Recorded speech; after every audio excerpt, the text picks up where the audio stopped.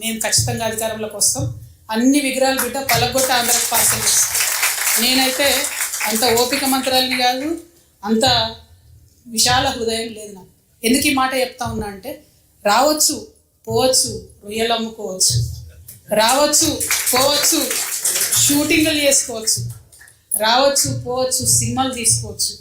వ్యాపారవేత్తలకైతే ఎర్ర చివాచి వేసి వెల్కమ్ చేస్తాం.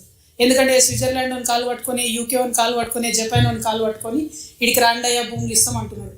ఆంధ్రాలో శ్రీ సిటీ అని కట్టిండు ఆయన, ఎవరో రెడ్డి శేఖర్ రెడ్డి ఎవరు, ఆయన కూడా వెల్కమ్ చెప్తాం మనం. ఎందుకంటే నేను ఒక పేరు ఎందుకు చెప్తున్నా అంటే, సక్సెస్ఫుల్ మోడల్. అక్కడ 30 దేశాల నుంచి వచ్చి కంపెనీలు పెట్టుకోరు ఆయన సిటీలో.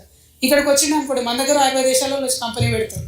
మాకు ప్రాబ్లం వాళ్ళతోని కాదు, ప్రాబ్లం వల్ల మీళ్ళు వచ్చి మళ్ళా ఆంధ్ర రాజకీయ నాయకులు వచ్చి సెక్రటేరియట్లో గంట తిప్పుతామంటేనే మాకు ప్రాబ్లం. అది రానీయం.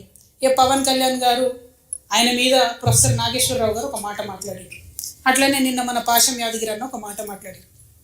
మాట్లాడంగానే ఇక్కడ వాళ్ళ ఏజెంట్ ఉన్నాడు కాబట్టి ఆంధ్ర పోలీసు వాళ్ళు మా మేధావులు ఇంటికి వస్తుంది.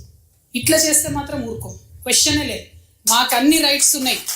మేము అనుకున్నది మేము ఖచ్చితంగా చెప్తాం. రాజకీయంగా దమ్ముంటే దాన్ని ఎదుర్కోండి.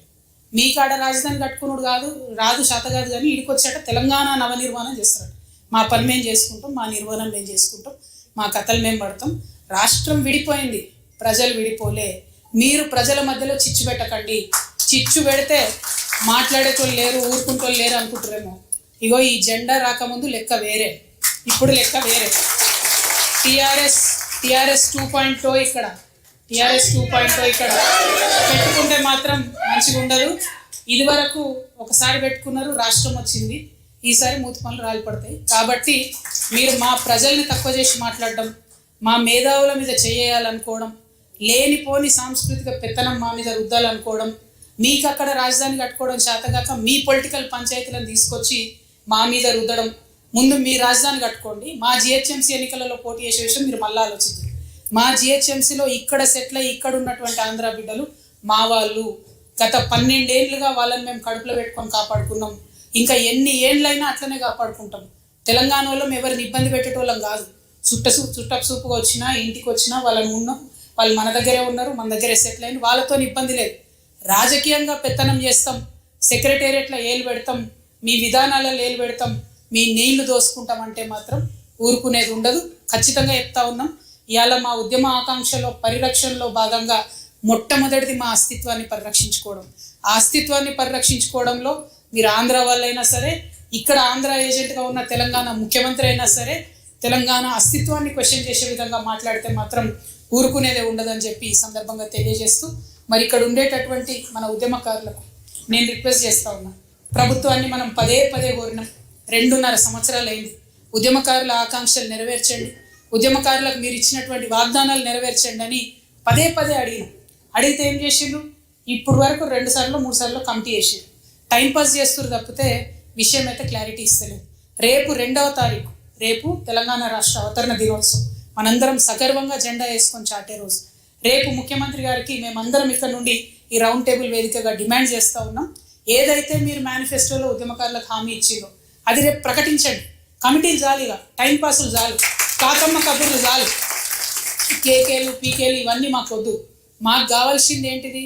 మీరు ఉద్యమకారులకు ఏదైతే ల్యాండ్ ఇస్తామన్నారో 250 గజాలు అది ఇవ్వండి.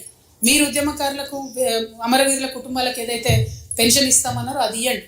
ఏమేమైతే మీరు వాగ్దానం చేసిరో అది ఇవ్వండి. కేవలం కోదండరామ్ సారు ఒకరిద్దరు బెనిఫిట్ అయితే సరిపోదు. ఎవరిని చూసి అయితే ఉద్యమకారులు కాంగ్రెస్ పార్టీ కోటేసిందో ఆ నాయకులకు వాళ్ళందరూ కూడా మేము హెచ్చరిక చేస్తూ ఉన్నాం. మీరు ముఖ్యమంత్రి గారిని కన్విన్స్ చేయండి. రేపు రాష్ట్ర అవతరణ దినోత్సవం నాడు జరిగేటటువంటి ఆ స్పీచ్లో ఖచ్చితంగా ఉద్యమకారులకు డిసైడెడ్గా ఇవ్వాలి. లేకుంటే ఇదివరకే అనుకున్నాం మేము భూముల ఆక్రమణ చేసుకుంటామని, ఇవాళ వాస్తవానికి ప్రభుత్వ భూమిని ఆక్రమించుకునే కార్యక్రమం ఉండే.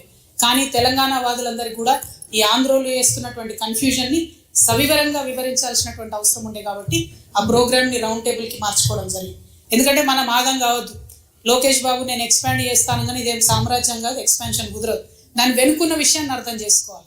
వాళ్ళు అక్కడ లోకల్ పంచాయతీ ఉండి తెలంగాణకు వస్తాం, ఇక్కడికి వస్తాం అంటారు. ఇదివరకు ఇక్కడికి ఆంధ్ర పార్టీలు వస్తే వాటికి ఇక్కడ ఎగ్జిస్టెన్స్ లేదనే పంపించారు కదా ప్రజలు.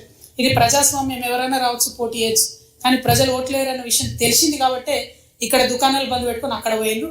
ఇవాళ రాజకీయాల కోసం మాట్లాడుతున్నారు. కాబట్టి ఆ విషయాన్ని మనం ఖండిస్తూనే మనకు మన రాష్ట్రంలో మన ప్రభుత్వం నుంచి రావాల్సినటువంటి అంశాల మీద ఆకాంక్షల మీద అందరం కూడా మాట్లాడాలని చెప్పి మళ్ళీ ఒకసారి కోరుకుంటూ ఇప్పుడున్నటువంటి ముఖ్యమంత్రి గారికి కూడా హెచ్చరిక చేస్తున్నాం. మీరు గోదావరి కావేరి లింక్ ప్రాజెక్టు పోలవరం నుంచి పోతుందంటే ఒప్పుకొని సంతకం పెట్టి వచ్చింది. నీటి హక్కులను వదులుకుంటున్నారు. కరెక్ట్ కాదు. కేంద్ర ప్రభుత్వంతో సత్సంబంధాలు ఉన్నాయని చెప్తున్నారు కానీ రాష్ట్రానికి రావాల్సిన నిధులు తెచ్చుకోలేకపోతున్నారు. అది కూడా కరెక్ట్ కాదు. సో రాష్ట్ర డెవలప్మెంట్లో కూడా మనం ఏం కార్యక్రమాలు చేయాలో కూడా మీరందరూ సలహాలు సూచనలు ఇవ్వాలని కోరుతున్నాం. ఎందుకంటే టీఆర్ఎస్ పార్టీ పెట్టిన రోజు చెప్పినాం 5 అంశాల మీద మేము ఫోకస్ చేస్తూ ఉన్నాం. పాంచజన్యం అనేటటువంటి అంశాలతో ముందుకు పోతున్నాం. తెలంగాణ ప్రజలందరికీ ఉచిత విద్య రావాలి, ఉచిత వైద్యం రావాలి, మన వ్యవసాయంలో రైతే రాజు అనేటటువంటిది ఒక నినాదం కాదు విధానం కావాలి. అదేవిధంగా యువకులందరికీ కూడా 2 లక్షల నుంచి 20 కోట్ల రూపాయల వరకు రుణాలు ఇవ్వాలి. అన్నిటికన్నా ఎక్కువ మనందరం కలలు కన్నటువంటి సామాజిక తెలంగాణ నిజం చేసుకోవాలి. సబ్బండ వర్గాలకు పాలనలో ప్రాతినిధ్యం రావాలి. ఈ అంశాలన్నింటినీ ముందుకు తీసుకొని వెళ్తా ఉన్నాం కాబట్టి ఖచ్చితంగా రాష్ట్రం తెచ్చుకున్నటువంటి వాళ్ళమే ఇక్కడ అందరం కూడా ఉన్నాం. రాష్ట్రాన్ని ఎట్లా డెవలప్ చేసుకోవాలి, దానికోసం మన పాత్ర ఏముండాలి, ఇప్పుడున్న ప్రభుత్వాన్ని ఎట్లా నిలదీయాలి, ఆంధ్ర ప్రభుత్వం యొక్క కుట్రలను ఎట్లా ఛేదించాలి, ఈ అన్ని అంశాల మీద సవివరంగా మాట్లాడి సూచనలు ఇవ్వాల్సిందిగా పెద్దలందరినీ కూడా కోరుతూ మీ దగ్గర సెలవు తీసుకుంటున్నా. జై తెలంగాణ, జై తెలంగాణ, జోహార్ తెలంగాణ అమరవీరులకు. కొనసాగిస్తాం అమరవీరుల ఆశయాలను.